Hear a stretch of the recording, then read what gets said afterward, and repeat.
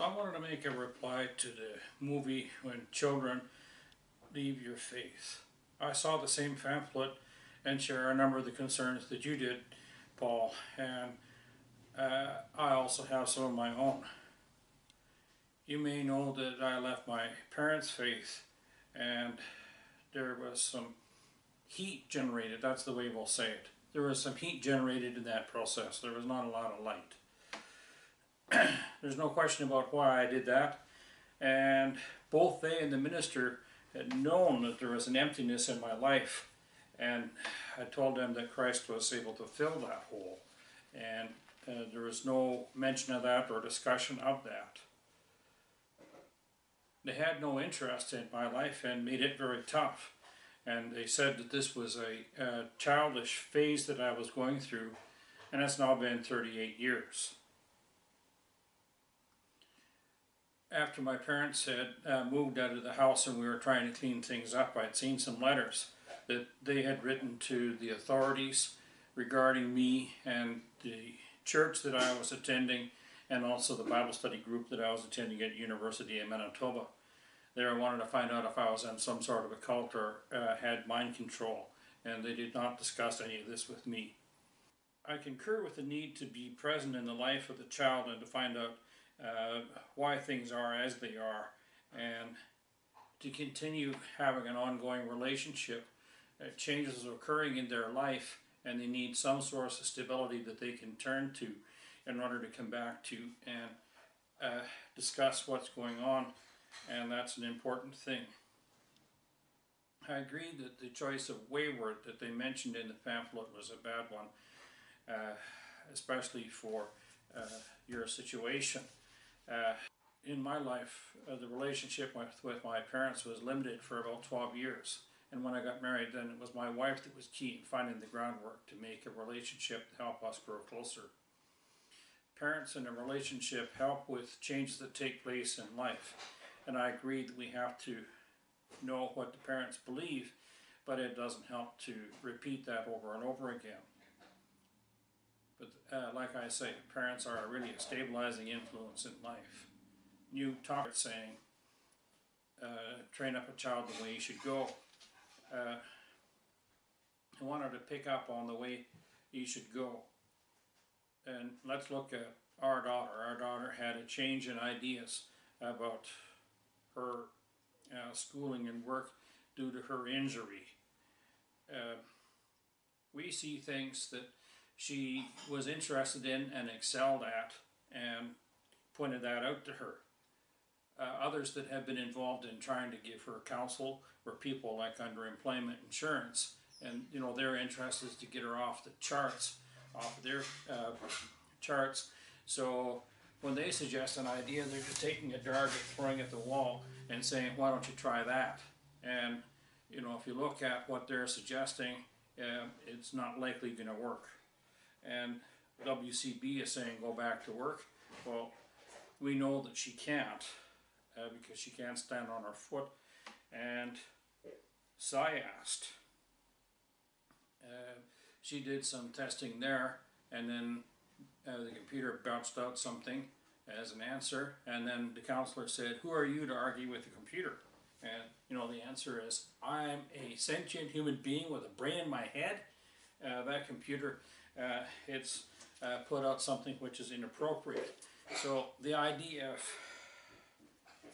training the child up and encouraging them, showing them what they are interested in and are interested in doing is more what that's talking about. And it's not a promise that you do this and God's going to promise to do that, but it is what they call more of a universally recognizable general principle, that if you do this, then this is going to be the results. So the next question that we need to look at is if that pamphlet was written for you. The most critical phase in a child's life is when they would take the faith that they're involved in more as a result of the parents and make it their own. There's some rough times there and there's some questions, and that's usually in the time period between 12 and 18 that might occur. not necessarily at your age.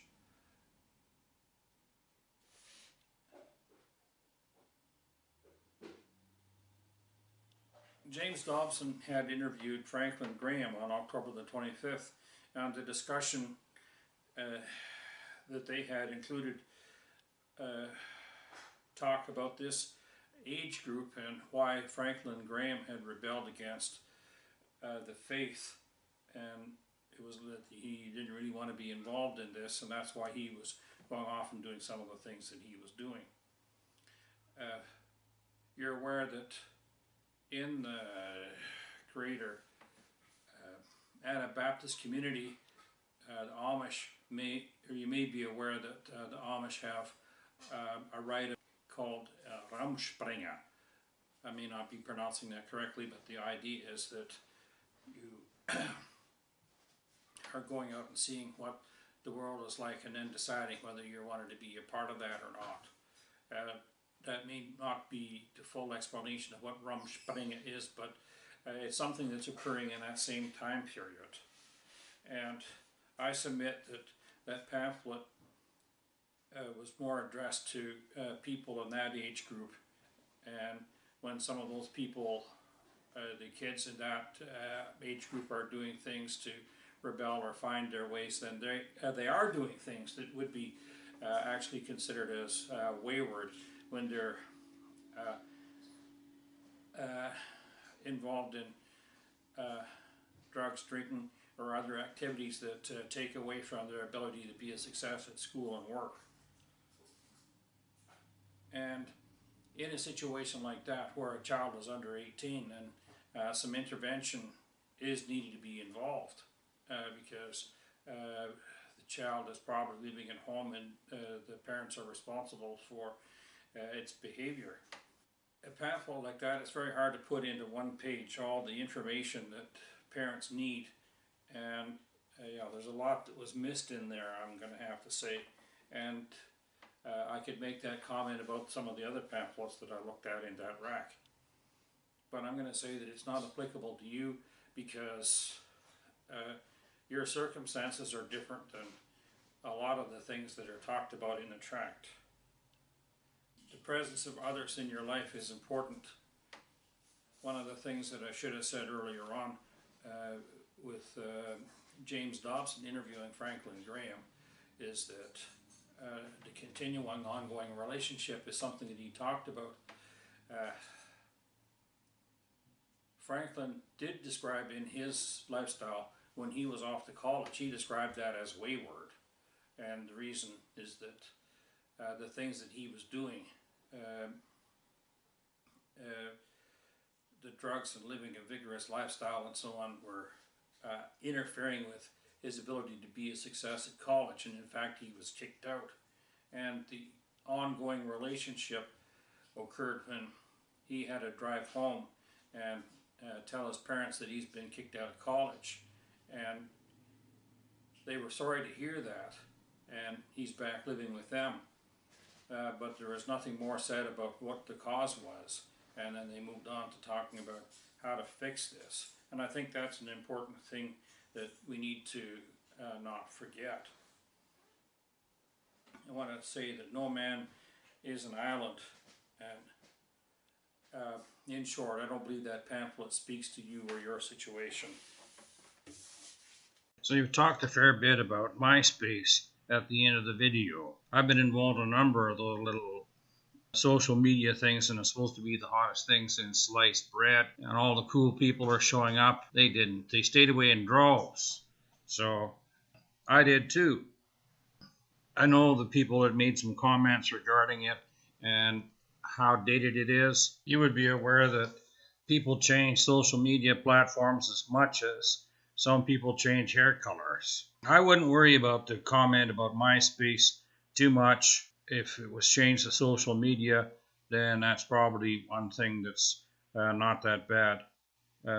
Those pamphlets aren't updated every year as they're put out there, and some of the ones that you may find elsewhere are going to be of the same vintage.